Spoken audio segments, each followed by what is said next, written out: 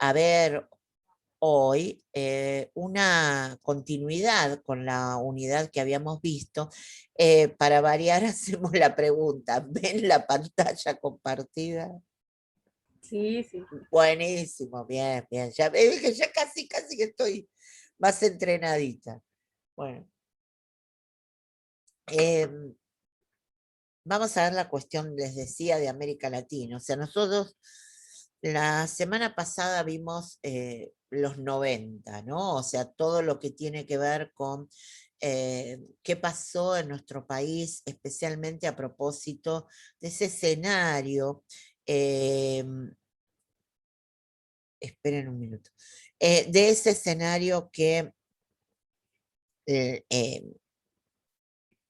del de los 90 bajo el neoliberalismo, bajo todas las condiciones que se dispusieron, en especial se acuerdan que hablamos sobre las condiciones que se imponen desde los organismos incluso de crédito internacional, ¿no? Que tienen mucho que ver con estas condiciones que se se dan para, por ejemplo, los procesos de reforma educativa, ¿no? Que se generan, no se generan, se dan créditos del Banco Mundial que son asociados al proceso de reforma, ¿no? Y afectados a ese proceso de reforma. Entonces, los 90 fueron muy complejos en el plano educativo, específicamente por toda esa influencia sobre la educación que tuvo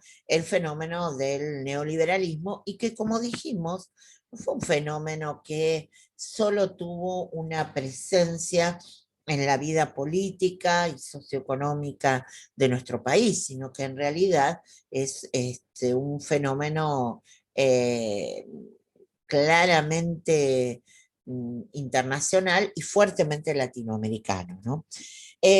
En ese punto hay situaciones que se van a presentar a nivel común, ¿no? O a nivel de la mayoría de los países latinoamericanos, que operan en sus sistemas educativos con situaciones parecidas a esta, ¿bien? Que es por ejemplo, toda la reforma de la educación secundaria. Eso fue muy, muy evidente en varios. Y la otra fue el tema de esta nueva concepción de educación superior. Recuerden que hablamos de esto, que bueno, aquí también tuvo un correlato en la ley de educación superior, ¿no?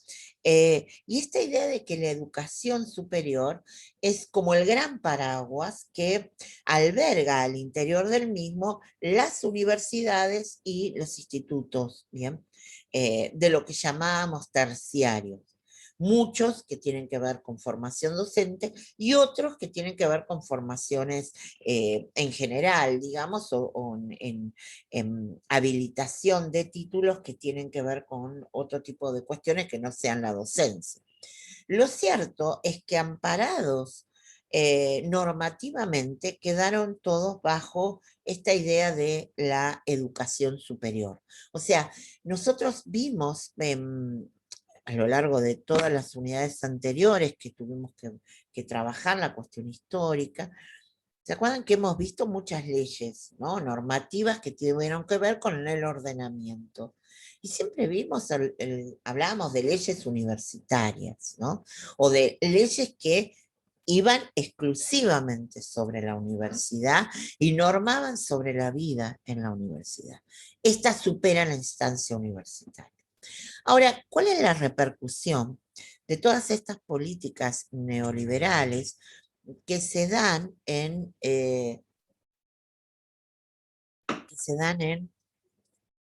América Latina? ¿Cómo repercute esto en el ámbito educativo y mucho más fuertemente en lo que sería, ya tomemos ese concepto, la educación superior?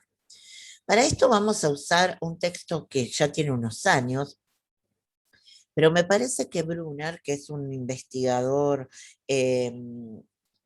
chileno que tiene mucho trabajo realizado en relación al análisis de la universidad en América Latina, es, junto con algunos de los argentinos, hay muchos investigadores de educación superior en Argentina que tienen un lugar en el contexto internacional. Bueno, este me parece que he intentado encontrar en otros algunas definiciones y la verdad lo que terminan haciendo es citando a Brunner, o sea que para eso, en vez de, digamos, dice, como decía Brunner, entonces, digamos, vamos a tomar al autor que disparó, y a propósito de eso hablaremos también, cuáles son las tendencias, ¿no? Que así definió Brunner, en el sistema universitario latinoamericano, luego del fuerte cimbronazo, digamos, de las políticas neoliberales de los 90. O sea, esto sería, ¿no? Comienzos del nuevo milenio y del nuevo siglo, que ve el autor qué es lo que ha dejado todo esto, ¿no? En el sistema latinoamericano. Y a partir de ahí vamos a ver algunas cuestiones que también tienen que ver, obviamente, con el nuestro. Fíjense lo que dice, muchas instituciones terciarias de diversos tipos, universitario y no universitario, de tamaños que van entre 200.000 alumnos, menos de 1.000, estatales, algunas con mayor o menor dependencia del Estado, privadas con subsidios y privadas sin apoyo estatal. Esta cuestión me interesa poner una amplia proliferación de instituciones, el sistema universitario y no universitario. O sea, cómo a partir de los 90 se diversificó fuertemente con la ampliación del sistema, especialmente hacia lo privado, que es, bueno, lo que dice en el punto número 2. Fuerte y creciente presencia de instituciones privadas, terciarias privadas, no dependientes del financiamiento estatal. A ver, esto es algo muy importante, ¿bien? Porque fíjense lo que dice, las instituciones privadas, junto con las instituciones privadas, estas terciarias, dependen y llegan al 47% hacia comienzos del siglo, en la matrícula total de América Latina. ¿Qué nos está diciendo esto? Bueno, que las políticas neoliberales, en la apertura y en la fuerte voluntad de la presencia del mercado, operó también en el ámbito educativo en la aparición de instituciones privadas, ¿bien? Que consideraron que podían, digamos, incorporarse a distintos planos de la cuestión educativa. Acá me permito detenerme un momento para ver que efectivamente los números de instituciones terciarias privadas se incrementó notoriamente, pero también sin una planificación, digamos, no hubo una planificación real o una presencia especialmente del Estado en la cuestión de lo que tenía que ver, por ejemplo, con las carreras que los institutos terciarios ofrecían. Vamos a poner el caso de los institutos de formación docente, por ejemplo. Y lo digo porque hubo en algunos momentos, cuando empezaron a ofrecer carreras que el ámbito público ya tenía, hubo tensiones en esto, ¿ya? Especialmente por la incidencia del ámbito público que tradicionalmente tenía el manejo de esas carreras. En los primeros momentos de tensión se plantearon entre los institutos terciarios de formación docente, por ejemplo, con las carreras de lo que sería el magisterio y luego denominado por los cambios curriculares los profesorados, ¿no? de educación inicial o de educación primaria.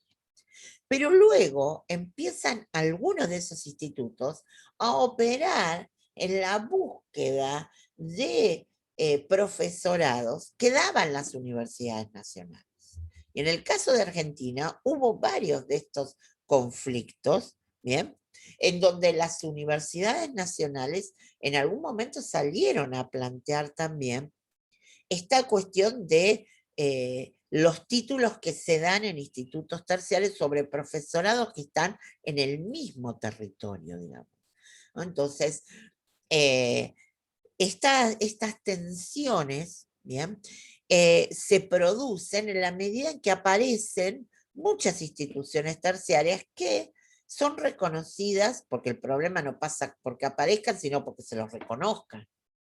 Y a propósito del reconocimiento de la institución como tal, se identifiquen cuáles son sus planes curriculares y se le habilite la cuestión de los títulos. Entonces, ahí es donde las tensiones aparecen, en las competencias, digamos, que se plasman en carreras que se ofrecen en el mismo espacio territorial desde el ámbito público y desde el ámbito privado. ¿Bien?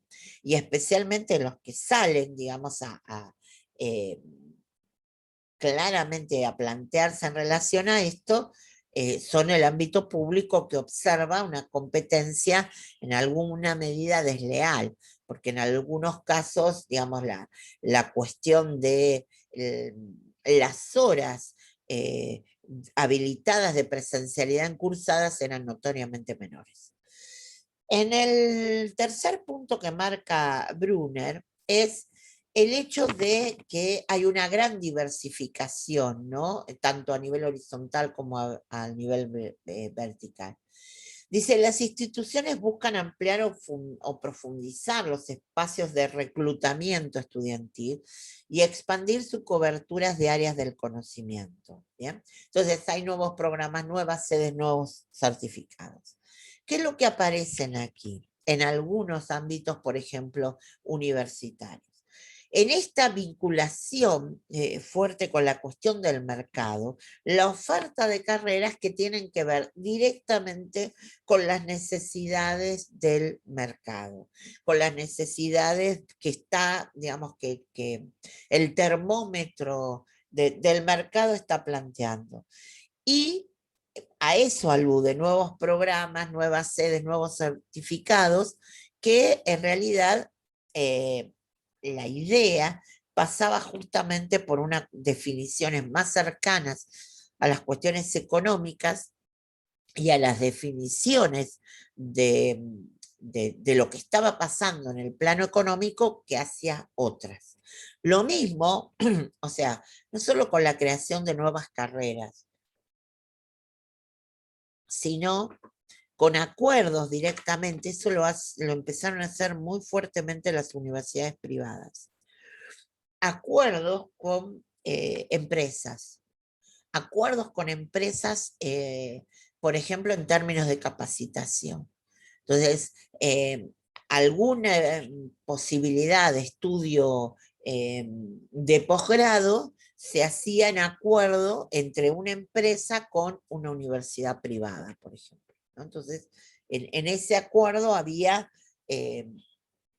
la oferta por parte de la universidad a los empleados con grado para tener acceso a un posgrado que la empresa paga a la universidad directamente y obviamente entra en otro tipo de transacción que tiene que ver con cómo la empresa, digamos, le presta servicios a una universidad. Eso fue muy fuerte en la vinculación de las universidades privadas, por ejemplo, con empresas, en términos de dar capacitaciones o incluso títulos, ¿bien? En el sentido de carreras, ofrecimiento de carreras, especialmente de posgrado conducentes a título, ¿bien? De hecho, sigue siendo una, digamos, en algunos casos se instaló y se siguió ofreciendo de esa manera. Ahora, la otra cuestión es que cada una de esas sedes, programas y demás, cada vez terminó en un grado de, digamos, de acción puntual en relación a esto y no de una incorporación plena a la vida universitaria. Digo, el programa, por ejemplo, de capacitación en relación a una empresa tenía un inicio y un fin en función del contrato establecido y después listo, digamos. Entonces, la vida de la universidad en esas vinculaciones no siempre terminó impactando al, eh, al interior de la universidad, a excepción de lo que podía recaudar, digamos, que no es lo mismo. Entonces, otro punto que ve Brunner es que indudablemente hay una fuerte presencia de las universidades privadas, ¿bien? Estatales en cada país, ¿no? Y evidentemente eso tuvo mucho que ver con el prestigio que poseen, por el vínculo con los diferentes gobiernos con los cuales también han negociado, por eso él habla de los beneficios de subsidios fiscales, ¿no? Y además, fíjense lo que señala Brunner, asociado con su trayectoria como representantes de la inteligencia nacional, ¿no? Y formadoras de profesiones de mayor reputación. ¿Qué quiere decir Brunner con esto? Que las universidades estatales más fuertes, más significativas de cada país, tuvieron que salir de este lugar a fortalecerse más, digamos, para colocarse, ¿no? Como las universidades más importantes en el escenario frente a una abierta competencia que no siempre fue leal por parte de la vida privada. Y a las ofertas que, como dije, hacían las universidades privadas, de pronto las universidades públicas no las podían hacer porque no tenían los recursos tampoco para ofrecer esto y salieron a revalorizar su prestigio. Ustedes habrán visto que la última semana salió otra de las famosos rankings, ¿no? Sobre las universidades del país. Y fíjense que en el ámbito latinoamericano, la primera eh, salió la Universidad de Buenos Aires, ¿no? Entonces, la UBA salió por todos los medios periodísticos, redes y demás, a colocar esa identificación en un ranking a nivel internacional, rankings que hay varios, ¿no? Que ese tipo de cuestiones de los rankings también es una herencia de las políticas neoliberales, porque tiene que ver con instalar la competencia, ¿no? Y decir, bueno, cuántas publicaciones no sé, en revistas con referatos tiene tal universidad, cuántos títulos otorgó, digamos, todo es una cuestión más bien de eh, cuantitativa, ¿bien? Y obviamente que dé cuenta de calidad. Porque lo que estamos hablando, y vamos a seguir hablando, especialmente de la semana que viene, es de, que ya mencionamos la otra, pero vamos a profundizarlo, de los parámetros que empezaron a aparecer en el 90. ¿Se acuerdan cuando dijimos los sistemas de acreditación? Cuando hablamos bueno, de CONIAU aquí, de los otros sistemas latinoamericanos que se instalan, que, digamos, definen qué es lo que se debe contar para acreditar y a partir de ahí poder seguir considerando la emisión de sus títulos garantizados por una acreditación. ¿Bien? Los sistemas de evaluación al interior de las universidades y los sistemas de evaluación externa, bien, que también se ha planteado para evaluarse a nivel propio y evaluarse también en la vinculación con el resto. Bueno, todo eso, digamos, todos esos nuevos parámetros que empiezan a considerarse, obviamente tienen una incidencia en estos sistemas que no son del todo nuevos, pero sí públicamente se instalan, que son estos sistemas de rankings, ¿no? Que tiene que ver con la instalación de la competitividad. ¿Bien? Ahora, vamos a hablar de otras cuestiones también. Digo, Brunner toma estas universidades nacionales, fíjense que la primera que coloca es Buenos Aires, pues Buenos Aires, la Universidad de Buenos Aires tradicionalmente ha estado en el ranking.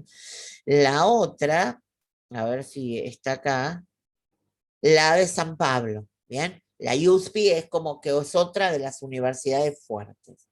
Ahora, la mayoría de las que ven ahí abajo, que están identificadas por Brunner, no son universidades en donde los estudiantes ingresaran como se ingresa en las universidades nacionales argentinas, en donde no, digamos, tenés, y luego, bueno, obviamente también llegó esta cuestión de la definición por la gratuidad de los estudios de grado. Entonces, ahí hay una gran diferencia.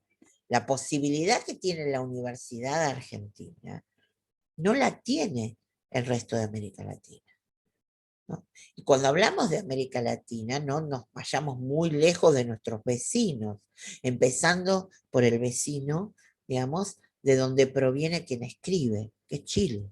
Es uno de los lugares más restrictivos en acceso a la educación superior en su momento y que ha ido cambiando progresivamente.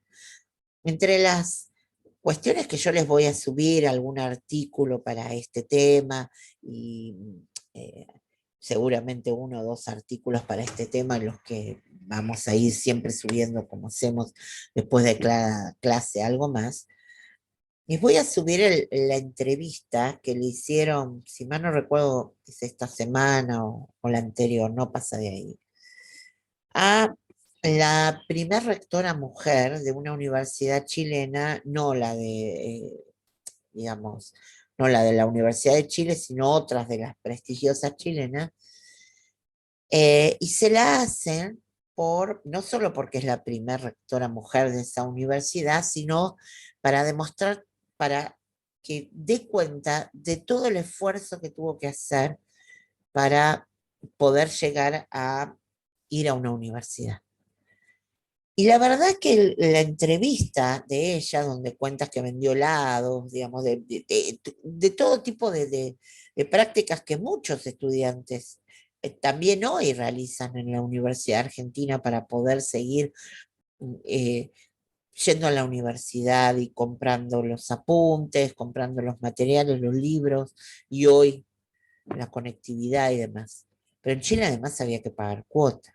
Entonces, digo, la cuestión de pensar las diferencias también aluden a esto. Nosotros hablamos de un sistema de la gratuidad del grado y hablamos de un sistema democrático al interior de las universidades que se ha ido expandiendo y que ojalá siga, porque en definitiva de eso se trata la democracia, de la ampliación, ¿no?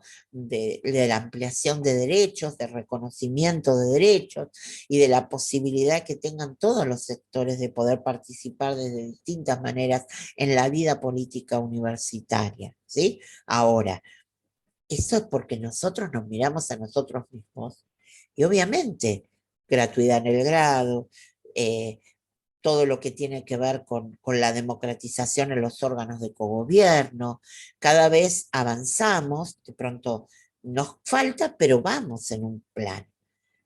Ese plan que para nosotros es y ha sido un plan de mucho tiempo para algunos sectores y de tardía incorporación, como es el caso del personal universitario a los órganos de cogobierno con voz y voto, es un proceso muy importante y significativo en la ampliación de la propia democratización de la universidad.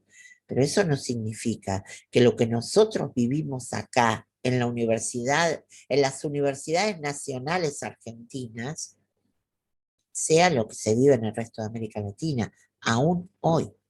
Entonces, si ya venían con un proceso fuertemente eh, complicado, digamos, de privilegios, ¿no? De quienes podían acceder, eh, indudablemente esa situación, el neoliberalismo se los potenció, ¿no? Quinto punto de Brunner, para el ámbito, recuerden que es lo que habla de lo general de América Latina, entonces por eso me permito tomar algunas de las puntas que él trabaja que son claves y cruzarlas con otros. Debe el desarrollo de la investigación académica al interior de los sistemas nacionales, concentrada en pocas universidades, la mayoría estatales, ¿bien? Y pocas privadas. Evidentemente la investigación académica en nuestro país es real que la investigación está más fuertemente planteada por las universidades estatales. Y que lo que hizo, pero lo que, digamos, cuando se inician los procesos de acreditación, en donde la cuestión de la investigación es importante y es significativa, bueno, las universidades privadas también tuvieron que empezar a ayornarse, digamos, porque en muchas privadas, digamos, lo único que era la docencia en el término de una carrera, ¿no? Los planes de estudio, los programas, lo que se daba, fin. Digamos, no había investigación, extensión, olvídense. Y la cuestión especialmente de la investigación, que es clave para lo que tiene que ver con la docencia, estaba absolutamente dejada de lado. ¿Por qué? Bueno, porque la investigación requiere otro tipo de inversión también. Requiere una inversión fuerte, ¿no? Que tradicionalmente las estatales siempre venían reclamando y demás. El otro punto que plantea, y él habla de tendencia endémica, es la irresolución de la tensión entre legitimidad y efectividad del gobierno de las universidades latinoamericanas. Y acá volvemos a lo propio, fíjense. Mientras la mayoría de las estatales predomina el modo de gobierno inspirado en los principios de la reforma de Córdoba del 18, o sea, han tomado el modelo del cogobierno, digamos, de la reforma universitaria, consistente en la elección por votación de estamentos del personal que componen los órganos de dirección unipersonal y colectiva, en las privadas son formas empresariales. Y efectivamente esas formas empresariales de organización y de dirección están mucho más fuertemente ancladas después del neoliberalismo, como que la perspectiva neoliberal, digamos, les dio como un énfasis mayor, bien, a la cuestión de la posibilidad de justificar los formatos de organización interna, en donde el modelo de gobierno que plantea Brunner, que es el modelo nuestro, que está en las estatales nuestras, ya hemos dicho, cuando fueron dictaduras esto se fue, etcétera, estamos de acuerdo en eso, pero lo cierto es que forma parte de nuestra historia, pero cuando eh, ustedes, por ejemplo, no sé si acá ¿hay alguno de ustedes que hizo intercambio con alguna universidad, con alguna otra universidad? Porque sé que hubo un tiempo en donde hubo intercambios de personal universitario hacia otras universidades. Y sé que han ido universidades de América Latina. ¿Alguno de ustedes acá lo hizo? No, por lo visto. O se durmieron ya, también hay altas probabilidades. Bueno, no, pero yo sé que hay gente. Yo Ah, mucho, bien. Muy bien, esperaste que. no alcancé a hacerlo porque me Ah, te agarró la pandemia. pandemia. Ay, Así que vale. estamos ahí, hablo cada tanto, pero todavía no pudimos hacer efectiva ¿Dónde el dónde intercambio. estaba planteado A Colombia. a Colombia? Bueno, exacto. Yo el otro caso que conozco de otra persona del personal universitario que sí pudo ir porque lo agarró antes prepandemia, digamos, no está acá, pero es prepandemia, también fue en Colombia. Bueno, y a ver, la pregunta tiene que ver, que la realicé, porque sé que existen estos mecanismos, estos programas de intercambio, eh, pero que en general lo que dicen, lo mismo la parte docente, o sea, personal universitario o docentes, cuando hacen intercambio con universidades latinoamericanas, es cuando se llevan, digamos, la sorpresa, ¿no?, de algunas situaciones que asemejan en universidades estatales algunas situaciones más parecidas a lo privado que a lo que nosotros estamos acostumbrados en el sector público, ¿me entienden? O sea, tienen una instalación de otro tema. Entonces, toman los principios de la reforma para algunas indicaciones, especialmente las estatales, ¿bien? Pero las privadas de ninguna manera. Yo creo que les conté la anécdota en la CRES del 18, cuando un rector de una privada latinoamericana en una de las charlas que estábamos, dijo, bueno, acá el problema del gobierno en las universidades pasa porque hemos tenido que darle alternativas de representación a los estudiantes. Yo creo que les conté, lo primero que empezaron fueron los silbidos, digamos, luego, y uno le gritó, estamos en Córdoba en el aniversario de la reforma que hicieron los estudiantes. O sea, me parece, había caído en Córdoba este buen hombre y había que recordarle qué estaba haciendo ahí. Pero le salió, porque además fue todo un discurso, se puso de pie. No era alguien que estaba en la charla, era, digamos, en el panel. Estaba como nosotros escuchando.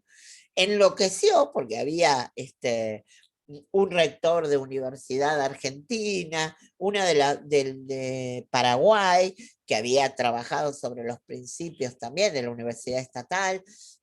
Y claro, se le saltó cuando pensó la cuestión de que el tema pasaba por la...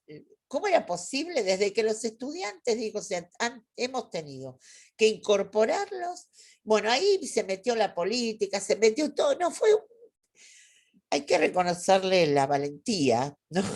De decir semejante cosa en Córdoba, en el centenario de la Reforma, delante de una mayoría de argentinos que obviamente habíamos ido ahí por el centenario de la Reforma. Bueno, no es que habíamos ido de paso para ver qué linda estaba Córdoba, no, habíamos ido al centenario. No, abucheo, silbido, hasta que desde el propio panel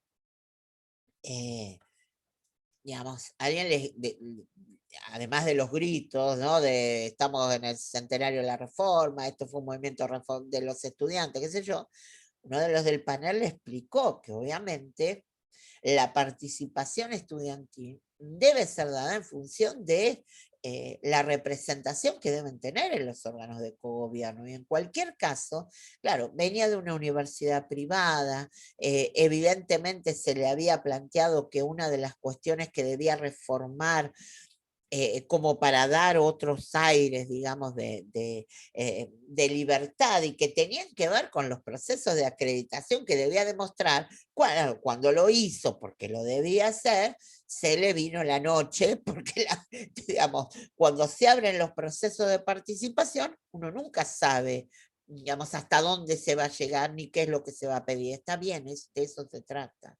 ¿Bien? Pero lo cierto es que siempre recuerdo ese día, porque además en un primer momento,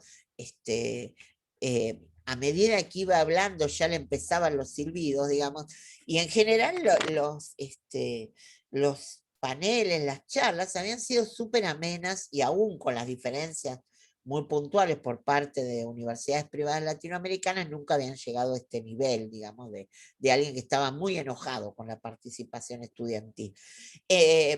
Con la democracia me parece que estaba enojado este señor, pero claramente da cuenta de un escenario que no es el mismo.